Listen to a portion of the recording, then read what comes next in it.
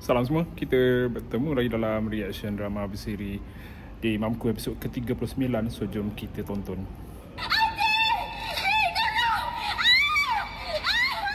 Hei, kalau saja nak dia patah dengan aku kan, kau nak mati je. Ha? Kena...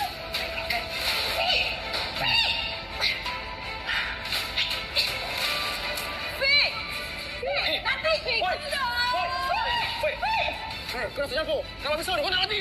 Ha? Jangan pergi. Jangan pergi. Mana dalam bahaya tu, Mi? Kau lah je polis. Ha? Tak baliklah mati untuk dia. Ha?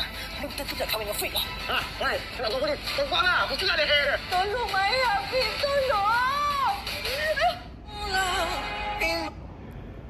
Boleh jadi kes rompakan pula dekat parking lot tu. Tak tahulah sama ada rompakan tu memang betul rompak, sebab dia perompak tu aim Humaira, orang kaya kan. Tapi kalau rompak ni dia tak kisah dah sesiapa yang ada kereta ke apa semua, memang kira ada aset untuk dirompak lah. Tapi ada drama pula masa tengah rompak tu, masa Rafiq dia macam tak tolong. Lepas tu mak dia pula halang dia daripada tolong. Sebab Rafiq ni anak mak, anak tunggal pula tu.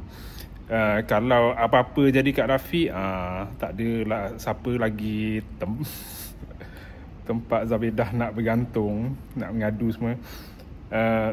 Tapi scene ni membuatkan Humairah tengok Rafiq ni, dia ni sanggup ke mati kerana Humairah?